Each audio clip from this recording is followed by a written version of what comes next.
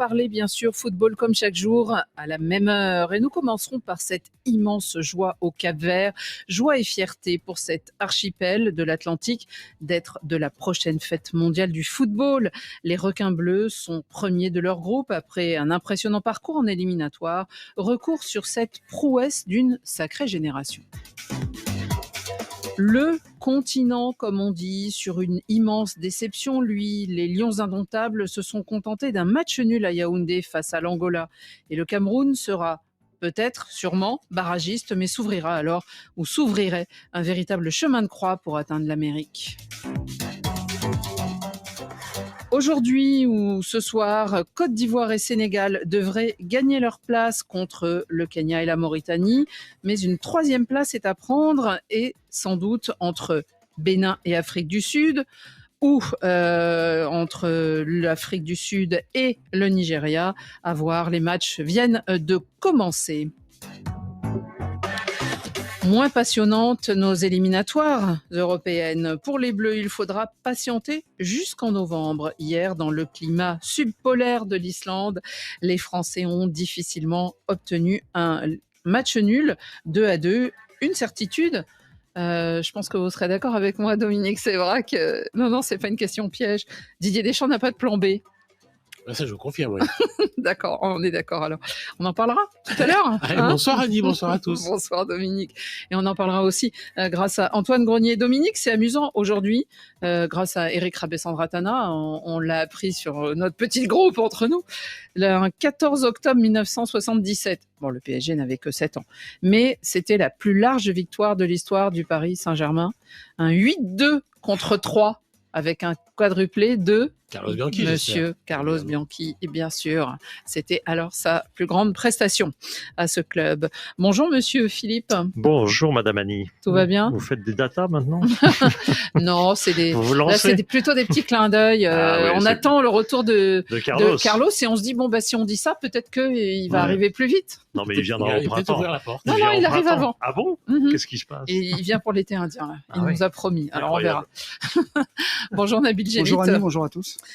Pierre Guérin et David Finzel m'ont aidé à préparer cette émission et Guillaume Buffet est à la réalisation. À Radio Foot, c'est parti. Regardez ces scènes extraordinaires en direct de Praia.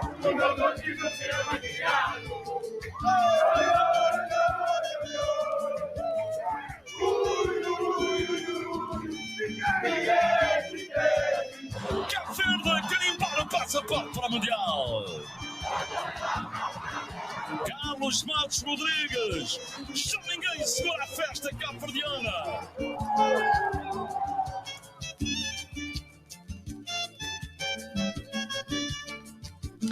Une grande victoire pour un tout petit archipel. Les 500 000 habitants du Cap-Vert étaient tout à leur joie hier, celle de participer pour la première fois de leur courte histoire à une Coupe du Monde.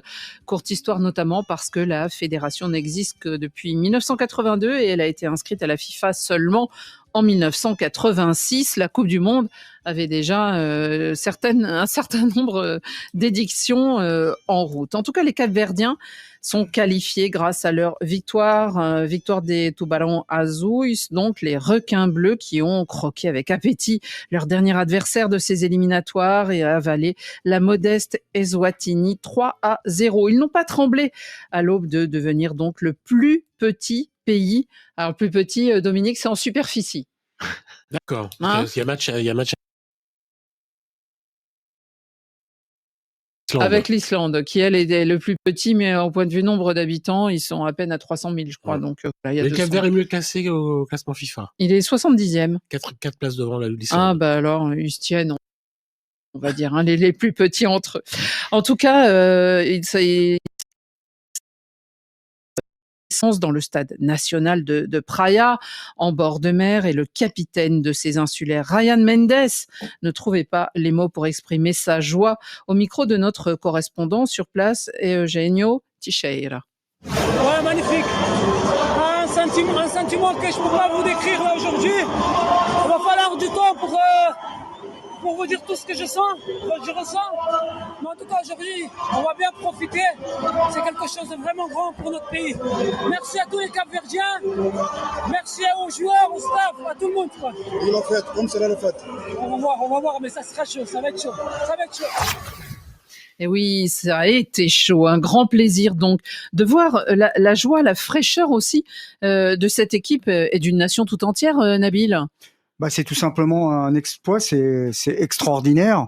En règle générale, jusqu'à présent, c'est un peu comme en Ligue des Champions. Les pays qui se qualifiaient à la Coupe du Monde en Afrique, c'était quasiment aussi une ligue fermée. C'était à peu près toujours les mêmes. On en avait 7 ou 8 qui revenaient au fil du temps. On a eu l'Angola et le Togo qui ont réussi en 2006. Et le Ghana aussi à ce moment-là. Mais le Ghana, c'était quand même un pays qui avait déjà gagné la Coupe d'Afrique des Nations. Donc, c'était quand même un poids lourd. C'était plus une anomalie qu'ils n'aient pas joué de Coupe du Monde. Et là, effectivement, avec ce changement de format, mais pas seulement, parce qu'avec aussi le travail de cette sélection capverdienne, qu'on avait vu faire des belles choses à la Coupe d'Afrique des Nations en Côte d'Ivoire, souvenons-nous, ils étaient arrivés en quart de finale et ils avaient réussi à neutraliser des équipes majeures du continent. Ils avaient fait un super match contre le Ghana notamment. Ils ont continué sur la même dynamique.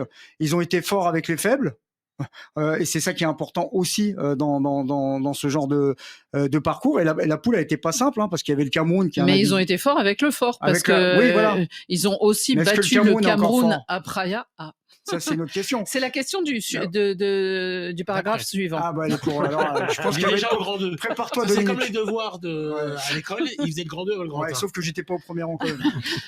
En tout cas, Dominique, même quand on connaît pas beaucoup le monde du football, c'est vrai que, alors, on sera à 48 et non plus à 32, donc ça ouvre des portes. Il y a forcément des petits nouveaux, mais penser au Cap-Vert, on n'y aurait pas forcément pensé. Ça, je vous l'aurais pas dit, parce que pour le Cap-Vert, c'était Césaria Evora, donc c'était pas vraiment. Mais c'est bien, c'est déjà bien. C'était pas le football. Mais t'es jamais dans les clichés, tu sais tout de même. Et donc, non, mais c'est pas que l'élargissement parce que tous les qualifiés sont pas encore connus et ils arrivent après le Maroc, la Tunisie, l'Algérie, l'Égypte, le Ghana. Donc et avant la Côte d'Ivoire et le Sénégal. Vous voyez les noms qui rejoignent, c'est quand même des pointures absolues, quoi. Donc c'est un véritable exploit. Évidemment que l'élargissement joue. Il y avait 15 000 personnes au stade, mais je pense que l'histoire racontera qu'ils étaient beaucoup plus. 100 000. Tout le monde courait partout dans les rues, dans le stade. Dans tous les bars. C'est une joie indescriptible. C'est pour ça qu'ils trouvaient pas les mots. Voilà, c'est génial parce qu'on aura été contemporain de ça, on aura vu ça dans notre vie, quoi. Ouais, et très heureux pour eux.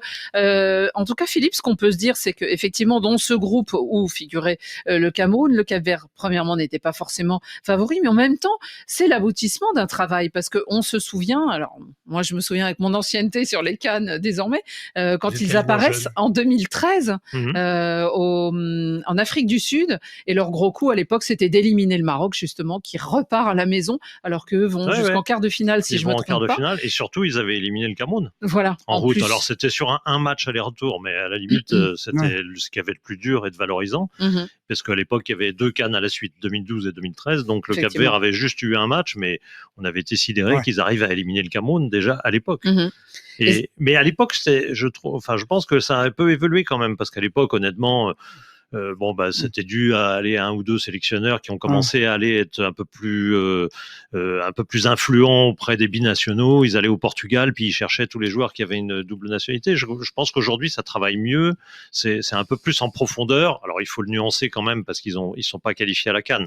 Ça veut dire qu'il y a toujours quand même pas beaucoup de joueurs et que si tout d'un coup ils sont pas complets, c'est plus la même équipe, quoi. C'est peut-être comment 4 sur 6 depuis 2013. Oui. Donc ça témoigne de la progression quand même. Quoi. Mais c'est sans doute comme certaines belles générations, on pense à la Malgache, on pense à peut-être d'autres pays comme ça qui arrivent, qui font un peu un aller-retour. Mais c'est aussi à l'image de cette sélection, parce que par exemple Ryan Mendes, il a 35 ans, alors on l'a bien connu en France parce qu'il a joué longtemps à Lille, mais et d'ailleurs il en parle bien français.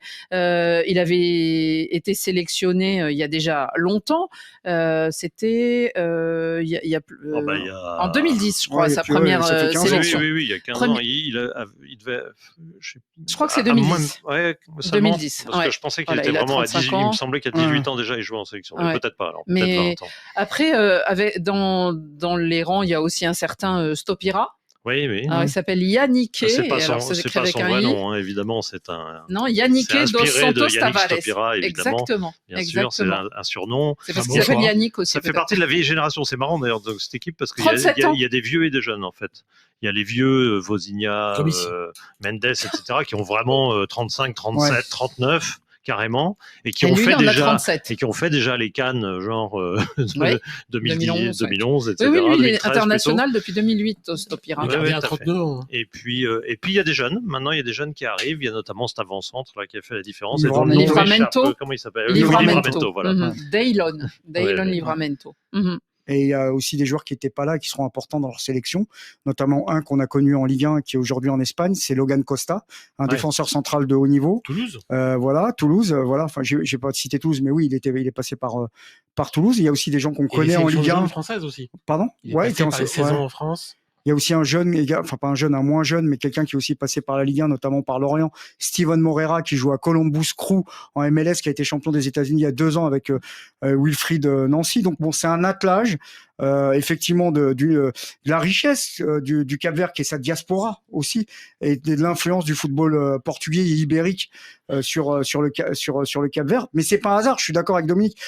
Effectivement, c'est un des grands gagnants des nouveaux formats. 24 à la CAN, 48 à la Coupe du Monde. Mais eux, ils font le boulot et ils optimisent au maximum leur qualité, quoi. Et même une période de diaspora, les joueurs viennent de Russie, viennent de Turquie, il n'y a pas que le Portugal qui est la matrice évidemment originelle ou originale, mais il y a aussi beaucoup de joueurs qui sont dans des championnats. Donc voilà, la Russie, c'est très bien. Et puis ils jouent bien parce que pour souligner quand même l'importance de leur exploit, ils étaient dans à mon avis, un des groupes plutôt les plus difficiles où il y avait quand même 4 équipes conséquentes parce qu'ils laissent derrière le Cameroun, Libye, bien sûr.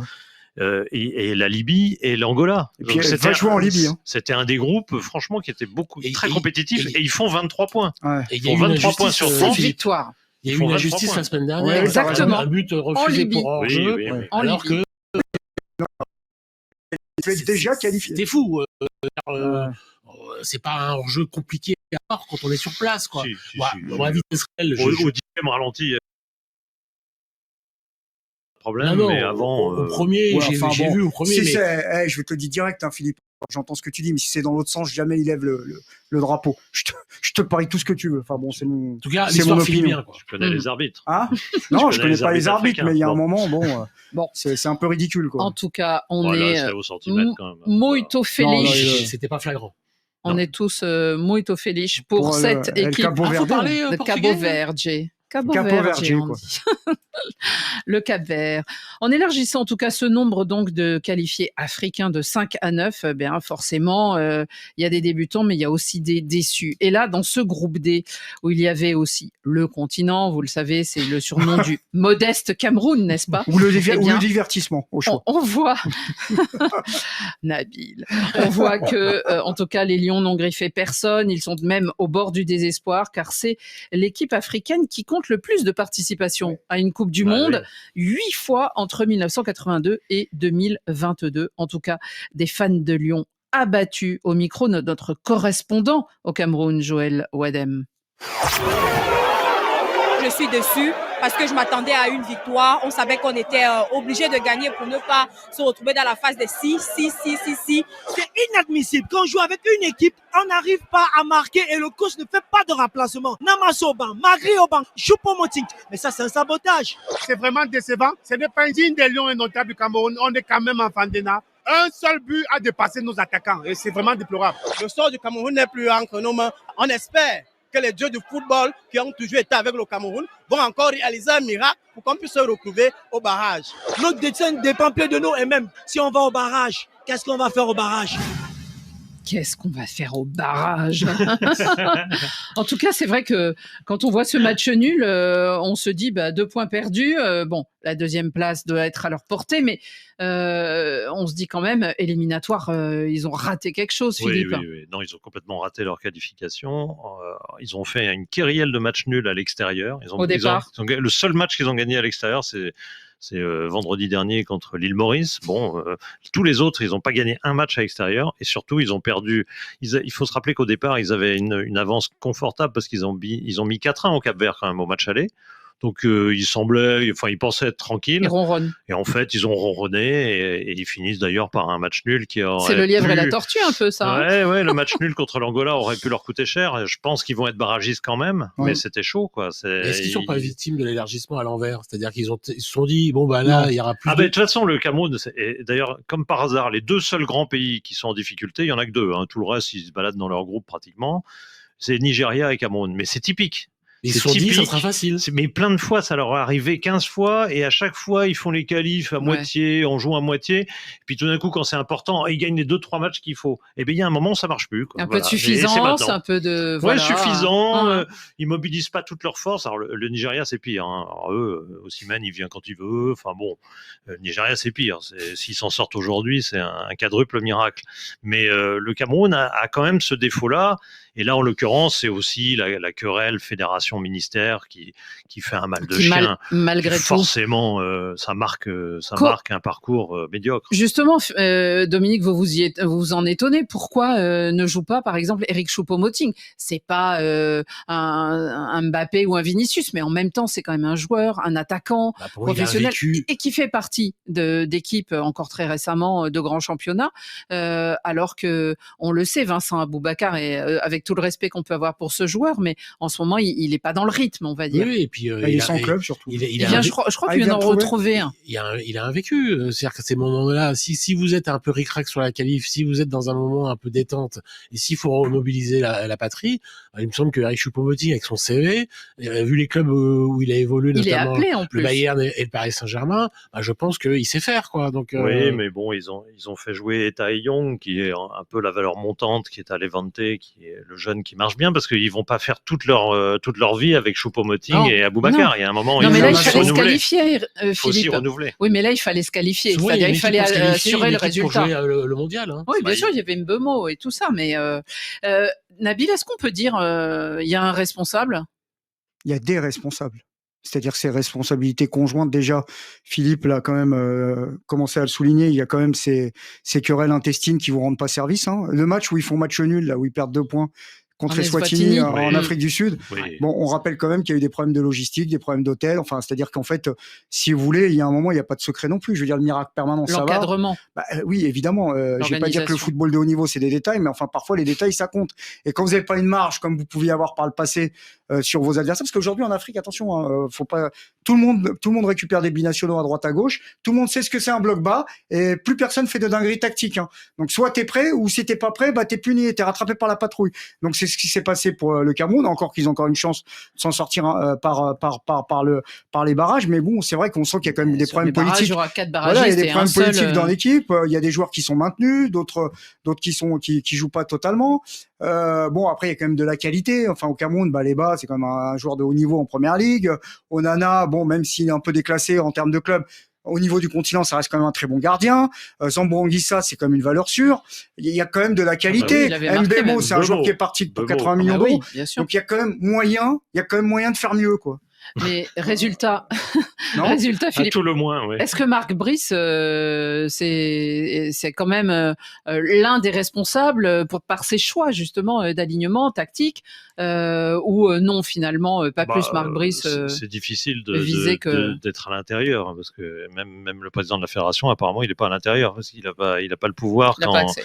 C'est extrêmement étrange comme situation et c'est sûr que ça n'a pas arrangé les choses et Marc Brice a forcément sa part sûrement de responsabilité, mais c'est très difficile. Là, je voyais les Camerounais hurler contre des choix à la 82e minute, faire entrer un tel ou un tel. Oui, on n'en est pas là. Oui, voilà. À l'arrivée, 19 points seulement. Le grand Cameroun fait 19 points seulement. Vous vous rendez compte? Tous les grands, ils sont à 25 points.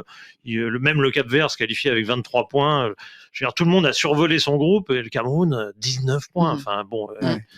Et encore, avec 19 points, ils vont accrocher les barrages. Oui. C'est le miracle permanent. C'est-à-dire que. C'est grâce à un règlement qui nous est apparu tout d'un coup au début du mois d'octobre. Et ce sont les principales. Alors, tant mieux pour eux, ce sont les principales bénéficiaires. Le Nigeria peut l'être aussi. Voilà, de cet effacement des points contre les dernières équipes. Donc, moi, je suis ils n'avaient pas fait le plein justement contre Eswatini. Moi, je suis les équipes là, qui vont les jouer, c'est-à-dire ceux qui ont peut-être qualifié Gabon, j'en sais rien, ou d'autres. Je vois le Cameroun se pointer, moi je me dis c'est une mauvaise nouvelle. C'est une mauvaise nouvelle. Parce Bien que sûr. ils vont se réveiller à ce moment-là. Bien sûr. Vous vous souvenez d'un certain match, Nabil? Moi, je les vois arriver. Je me dis. Pour l'Afrique, c'est une bonne nouvelle. Parce que si Nigeria y est avec le Cameroun en barrage, quand même, ça peut faire autorité par rapport aux adversaires qu'ils vont avoir, genre Bolivie et autres. Enfin, le représentant africain aura sa chance. Après, c'est plus que participer, là. Mais ce sera dur, de toute façon. C'est un parcours du combattant. Ah oui. Ah bah ça, l'éliminatoire. Non, mais les Camerounais, ça va les exciter. Rappelons-le, ils sont 4. Oui, 4. Ensuite, ils se rencontrent entre eux. Il n'en restera qu'un. Oui. Et ce 1 ira rencontrer 5 équipes d'Océanie, d'Amérique du Sud, d'Amérique du Nord, d'Asie, pas d'Europe, heureusement. La Bolivie. Et voilà. Donc franchement, là, il faut s'accrocher. Et là aussi, il y en a qu'un seul qui sort, c'est ça? Oui. Non, il y en a deux. Il y en a deux qualifiés sur les 6. Si quelqu'un comprend tout, qui nous envoie un mode d'emploi et qui le commercialise parce que personne ne comprend avec rien. un Doliprane. 1000. Mais c'est pas mal, ça fera une animation. Voilà. Pourquoi pas. Allez, on continue, on évoque les suspens du jour.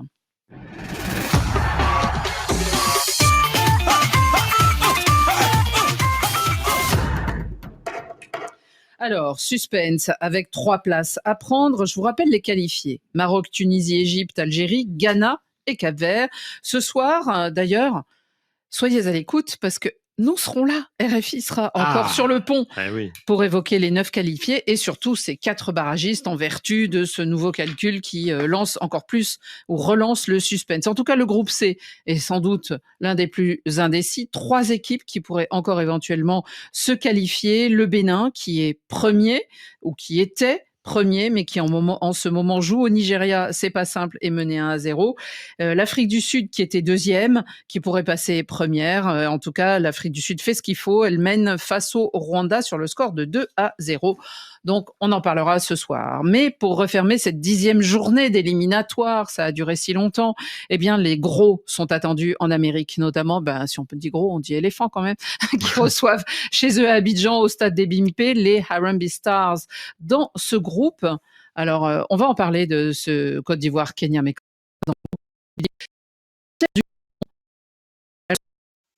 les hirondelles du Burundi, théoriquement, c'est un peu facile. Et pourtant, on essaye de se faire harakiri. Les Gabonais, ils font grève. Ils ne se sont pas entraînés hier. C'est longtemps qu'on n'avait pas entendu l'histoire de cet acabit. Oui, on a même plutôt délivré beaucoup de louanges pour le Gabon qui a fait un très très beau parcours. Franchement, ils ont tenu ce qui n'était pas. Et puis voilà, les vieux démons reviennent tout d'un coup. Ils n'ont pas en fait perçu pas payées, leur prime de qualification à la CAN 2025. Donc c'est quand même. Ça remonte à juin ou mars. Oui, je crois que c'est mois de mars même, il me semble. Mais enfin, en tout cas, ça remonte. Ça remonte. Mars, je crois. Et puis il y a une deuxième chose aussi quand même, Nabil. Leur leader, le capitaine Pierre-Emerick Aubameyang, qui ne joue pas. Il s'est pris un carton rouge, un deuxième carton jaune, soyons précis. Rouge, non, mais un capitaine qui célèbre un but et qui, du coup, se fait attraper par un deuxième carton jaune. C'est quand même un peu triste, non? C'est dommage, effectivement. Puis surtout, il va manquer à son équipe combien de matchs? Ça, on sait pas. Non, un seul. Donc celui-là. Quand c'est arrivé à Ekitike avec Liverpool, Arne Slot a dit qu'on lui supprimerait 45 de son salaire. Donc. Mais la différence quand même, c'est qu'il a enlevé son maillot sur le premier but, sur le premier carton jaune, je veux dire. C'est pas le deuxième, c'est pas ça qu'il expulse. Ce qu'il expulse, c'était un peu sévère, à vrai dire. Il s'est un peu chamaillé avec un joueur qui a mis un gros tacle. Il a quand même pas dû enlever son maillot à son âge. Oui. Et voilà, c'est ça. Surtout qu'il a mis 4 buts, donc heureusement, il a pas enlevé 4 fois son maillot, ça serait dommage problématique. Il n'aurait pas eu le temps de mettre les 4 buts. Il a quand même mis 4 buts dans ce match. En tout cas, la logique voudrait que ce soit les champions d'Afrique. Oui, moi, de toute façon, j'avais dit dès la 8e journée, il n'y aura pas de surprise. Tous les leaders jouent des chapeaux 4 ou des chapeaux 6 pour leur dernier match. Je serais étonné que la Côte d'Ivoire ne saisisse pas l'opportunité, ne batte pas un Kenya qui est démobilisé par définition. Depuis fort longtemps, il y a plein d'équipes qui sont démobilisées, qui aujourd'hui, vous voyez bien que tous les favoris gagnent. Il n'y a pas de mystère. Oui, et d'ailleurs, l'essentiel les favoris. Et puis alors, on a les Lions de la Teranga sur le point aussi d'être mondialistes. Sénégalais, ils joueront en fait un derby face aux Morabitoun dans leur stade de Diamniadio. Un hommage particulier sera rendu à Sadio Mané. Bon, pour bon et loyaux service, mais il sera à la Coupe du Monde. C'est pas son dernier match. Non, pardon. Sauf sur les réseaux sociaux, quoi. Non, je sais pas. C'est le dernier match de beaucoup de joueurs, souvent. On pourrait dire que c'est pas le moment, puisqu'il y a une qualification en jeu, mais en même temps, il est vrai que les équipes africaines ne jouent quasiment jamais les matchs amicaux à domicile. Et le moment, c'est toujours des matchs officiels, ils peuvent pas faire autrement. Et ça peut être un des derniers de Sadio, après tout, à domicile. Allez savoir. Peut-être qu'il n'ira pas beaucoup plus loin que la prochaine Coupe du Monde. Ah oui. Alors, la dernière grande équipe qu'on attendait et qui malheureusement risque de se contenter de la deuxième place, c'est la RDC. Alors, a priori, on le pense. On sait tous ce qui s'est passé, quoi. Voilà. C'est-à-dire qu'elle a perdu chez elle, à Kinshasa, face au Sénégal. Ah bah, de toute façon, il y a un plafond de verre qui n'a pas été franchi encore une fois par la RDC. Une équipe qui est toujours à la porte des qualifications. Elle avait déjà échoué face à la Tunisie dans un scénario ubuesque. Elle menait 2-0 à domicile. Elle s'est fait reprendre de partout. Face au Maroc, il y avait eu moins match la dernière fois. Et puis, c'est comme un trauma. Ça se répète. Il faudrait peut-être trouver quelqu'un qui puisse les aider psychologiquement à affronter les rendez-vous décisifs. Face au Sénégal, en menant 2-0. Si on m'avait dit à 2-0 qu'ils allaient se prendre une remontada en cours de match dans ces proportions-là, j'aurais dit, là, vous exagérez. Incroyable match. Ouais, d'autant qu'ils font un bon parcours. C'est une équipe qui revient sur le haut de la scène continentale. Pour elle, maintenant, il faut espérer accrocher les barrages. Et voilà. Et pourquoi pas passer par cette voie-là. On rappelle que c'est toujours un géant endormi. Leur dernière et première qualification date de 1974. Et c'était pas très glorieux. En tout cas, Dominique. C'était le Zaïre à l'époque. Ouais. La bonne nouvelle, c'est que ils ont un capitaine qui s'appelle Chancel Mbemba et qui joue et rejoue. Ça, parce qu'il s'est bien entretenu, parce que c'est une bête physique, parce que malgré ce qui lui est arrivé à Marseille et sa signature à Lille, il joue des matchs titulaires à Lille désormais. Oui, mais voilà, parce que le gars a toujours été bon en sélection, parce que quand il était à Marseille, qu'il jouait pas, il était quand même excellent. Exactement. En sélection. Et d'ailleurs, c'était la belle campagne. Voilà. De la et RDC. donc ça l'a maintenu mentalement, il s'est maintenu lui physiquement, donc l'histoire continue d'être belle malgré tout. En tout cas, objectif donc deuxième meilleur du groupe. Ils joueront ce soir face au Soudan. Et donc, rendez-vous dans l'émission à 21h10 temps universel, 23h10 heure de Paris. Nous serons là pour revenir et étudier tous ces résultats. Pour l'instant, je vous propose quelques notes de musique. Avec Césaria Evora. Alors, ça vous a plu, Nabil, Malaka? Écoutez, j'ai été vraiment bercé, ça m'a apaisé et je vais vous dire un truc, Annie, je vois la vie autrement maintenant. Bon, si vous voyez l'émission autrement, déjà, ça sera pas mal. En tout cas, c'était donc les sœurs, Lorena et Sacha, ça s'appelle Malaka, Blacky Blood. On continue dans Radio Foot. On a accueilli un nouveau débatteur. On peut dire ça comme ça. Non, notre camarade, celui qui a les beaux yeux bleus et 2 étoiles au fond. Il s'appelle Antoine Grenier. Bonjour Antoine. Bonjour Ali. Bonjour messieurs. C'est la 2e étoile, comme vous Dominique d'ailleurs. Bien sûr. C'est grâce à lui surtout. Et ben justement, allez, on va parler des Bleus. Composé de 2 joueurs au premier poteau. Voilà le danger. Il arrive. Et l'ouverture du score à la 39e minute pour l'Islande. Ouais, on s'est déplié là sur ce coup franc. Surtout ne pas ressasser son échec d'il y a 1 minute et essayer de faire mieux sur cette frappe. Oh oui, l'égalisation, la voilà.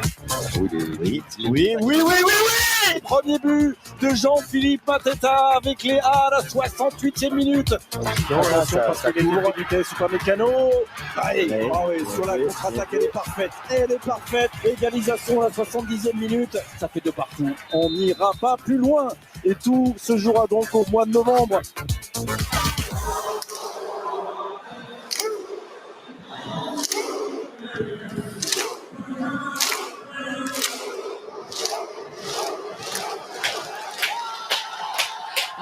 Ça s'appelle le clapping viking. Bien sûr. On est très clapping. Ils ont déposé un brevet pour le clapping viking, parce qu'il paraît qu'en France on le fait autant, on faisait autant. On le fait à Lyon. Allez, hommage à 2016 et à ce bel Euro que nous avaient offert les Islandais. Alors, ils avaient tout à être contents finalement hier soir.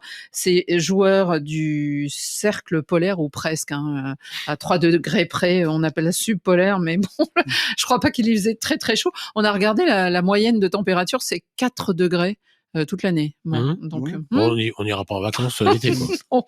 L'été encore, au moins il fait jour, parce qu'en plus l'hiver c'est dur.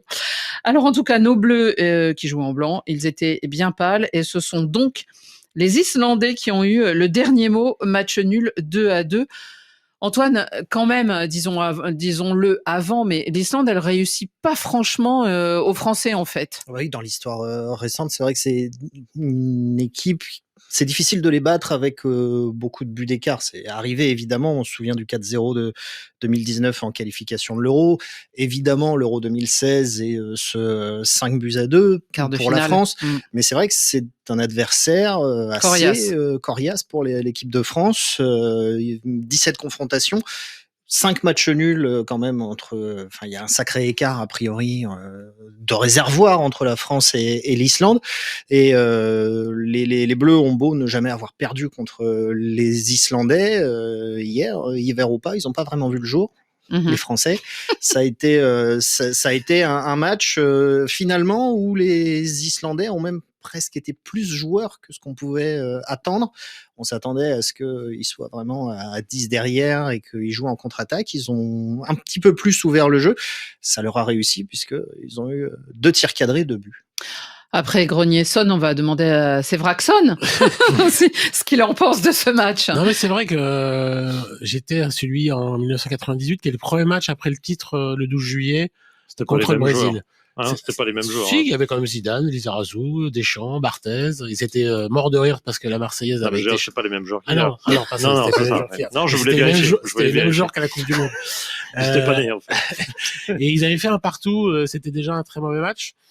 Oui, hier, il a manqué de la rapidité, de la percussion, des idées créatrices, de la créativité, des joueurs de talent. C'est bizarre parce que la motivation aurait pu être cette carotte de se dire on est déjà qualifié. Non, la carotte, c'était surtout que il y a des joueurs dont on n'est pas sûr qu'ils reviennent, les Jean-Philippe Mateta, les Marnès Sakliouche, les Florian Thauvin, tous ces joueurs-là, Kingsley Coman, qui est parti jouer en Arabie Saoudite, qui joue parce qu'il n'y a pas Désiré Doué, pas Ousmane Dembélé, pas Marcus Thuram, pas Kylian Mbappé, pas Bradley Barcola, pas Randal Kolo Muani. Vous voyez, la liste est longue des vice-champions du monde, notamment, de 2022. Et donc, ils n'ont pas vraiment saisi leur chance, mais Deschamps les a pas aidés parce que Deschamps n'a pas mis une équipe très créative dès le départ, parce que pour moi, un garçon comme Akliouche, face à un bloc bas, au départ, c'était plutôt bloc bas, même si... C'est Olysée qui a quand même failli, là. Tu parles de Olysée, créativité, il a jamais... mais c'est lui qui devait être le dépositaire technique de ce match, et il l'a pas été. Ouais, mais alors, Deschamps, et je pense qu'il connaît mieux le football que nous, s'il a regardé l'enchaînement de la Ligue des Nations en juin, Espagne, Allemagne, où il a regardé septembre, Olysée n'a jamais fait de 2 bons matchs de suite. Olysée, en général, moi, c'est mon joueur préféré. Mais là, par contre, il en a fait 2 mauvais de suite. C'est vrai. Ouais. Non, mais, mais surtout, physiquement, visiblement, il a pas la caisse pour jouer 2 matchs en 3 jours ou 2 matchs en 4 jours. Et je sais pas, il y a un problème en équipe de France. Et donc, je ne sais pas pourquoi il s'est obstiné à le remettre sur le deuxième match et pourquoi on n'a pas vu Akliouche dès le départ, par exemple. Il y avait peut-être une volonté de Didier Deschamps d'essayer de le relancer après, justement, qu'il soit passé au travers contre l'Azerbaïdjan, qui était a priori un match où il pouvait faire parler un petit peu cette touche technique. Michael Olise, il est fait quand même partie de ces joueurs-là qui ont clairement du ballon, qui sont capables d'adresser des passes que personne ne peut adresser. Après, c'est un joueur qui est un petit peu difficile à cerner parce qu'il est assez récent en équipe de France, il est excellent avec le Bayern, mais il a toujours ce côté un petit peu... alors il est assez effacé dans un groupe, c'est vrai que c'est pas une personnalité qui va se mettre en avant. Sur un terrain, il peut apparaître parfois un petit peu nonchalant. Hier soir, il passe à côté de son match. Et encore, si le gardien islandais repousse pas sa tête, la tête d'Olise à la 45e ou quelque chose comme ça, le match n'est pas le même. On le juge pas de la même manière, le match de Michael Olise. Là, on est sévère parce que évidemment, il passe à travers contre 2 adversaires où il aurait dû montrer quelque chose dans la perspective de la Coupe du Monde. Il n'a pas marqué des points. Je ne suis pas sûr que ça change grand-chose à son statut. Je pense que c'est le seul joueur des 30 nommés au Ballon d'Or qui était présent sur la pelouse, qui a fini 30e d'ailleurs. Mais ce qui pour moi est un scandale, mais ça c'est autre chose. Mais donc c'était le seul. J'en vois pas d'autres parce que les Parisiens sont pas là, les autres Mbappé était pas là.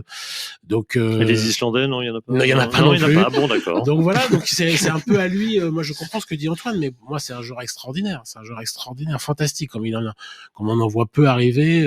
Et je trouve que lui, il a pas assez pesé du tout. Philippe, cette prestation de l'équipe de France, qu'est-ce que vous en retirez ? Moi, j'ai eu la chance de ne voir que la deuxième période. Et du coup, vous avez eu des buts. Oui, puis je vous trouve un peu sévère parce que la deuxième période n'était pas inintéressante, même si, in fine, ils ont pris ce but en étant complètement mis hors de position sur cette action. Ils sont passés complètement défensivement, ok. Mais en dehors de ça, j'ai pas trouvé la production si inintéressante que je trouvais que l'équipe de France avait plutôt pas mal joué, mais on m'a dit la première période était insipide. Donc bon, je peux pas juger évidemment la totalité du match, mais du coup, moi, je suis moins négatif. Voilà, j'ai bien fait de pas regarder la première. C'est une stratégie. Ouais. Tu sais à l'avance quelle va être la bonne mi-temps. C'est ça, voilà. Mais Nabil, ce qu'on peut se dire, je peux lui demander Annie pour le prochain match. C'est l'instinct. Je regarde la première ou la deuxième. La deuxième, toujours. La deuxième. D'accord. C'est noté, merci Philippe. Les dates, tu manges les dates en première mi-temps et après tu vas voir. Tu vas au cinéma et après tu regardes la d'accord. Nabil, une question, on se disait en évoquant ce match tout à l'heure avec Antoine, on a quand même la sensation, c'est que Didier Deschamps n'a pas d'équipe B. Il n'a pas de plan B, surtout parce qu'il y a un plan qui s'appelle A, qui s'appelle Mbappé. Tout simplement, qui passe à déresponsabiliser un peu les autres, mais ça vaut. Alors, il n'y avait pas que Mbappé, parce que si on regarde quand même, Barcola, Doué, Dembélé n'était pas là, donc ça fait quand même beaucoup. Oui, mais c'est pas gênant. Moi, ça me dérange pas de voir des joueurs en liste d'attente devoir se bouger pour renverser la table et espérer, pourquoi pas, accrocher le groupe France. Alors Olysée, je pense qu'il est encore en stage d'observation. Je pense qu'il n'est pas encore totalement adapté à la sélection nationale française. Il a grandi dans un autre pays, donc je pense qu'il débarque encore un peu.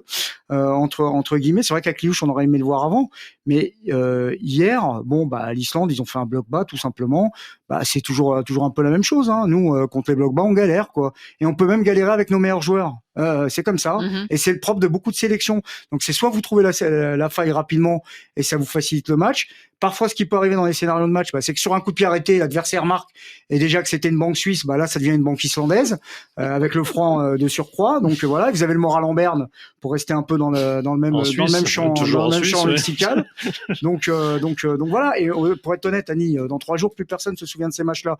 Et ils sont vus qualifiés quand on va arriver déjà. en Coupe du Monde, on va être une autre équipe. On le sait très bien. Il y a aussi ça. On a parlé tout à l'heure de la surprise du Cap-Vert, des formidables éliminatoires, une seule défaite. Mais en Europe, les éliminatoires sont d'un pénible pour certaines équipes. Quand vous dites à des joueurs qui jouent avec des champions, ils sortent d'un Barça PSG, la semaine prochaine, il y a un Real Juventus. Vous leur dites, il va falloir jouer contre l'Azerbaïdjan, et puis un lundi, vous allez à Reykjavik. Mais pour faire quoi, monsieur le coach? C'est pour jouer contre l'Islande. Mis à part prendre des miles, moi je vois pas. Non, mais l'Afrique, ça a été pareil. C'est les 2 continents où les qualifications sont les plus pénibles. Alors, on a eu un bon moment à la J8. Il y a eu enfin RDC, Sénégal et Gabon, Côte d'Ivoire. Donc, on a eu l'impression qu'on vivait un bon moment. Mais honnêtement, ce sont les 2 qualifs où ils ont mis tellement de groupes qu'en fait, il n'y a pas 2 bonnes équipes par groupe. Donc, on s'ennuie à mourir. Voilà, en Europe.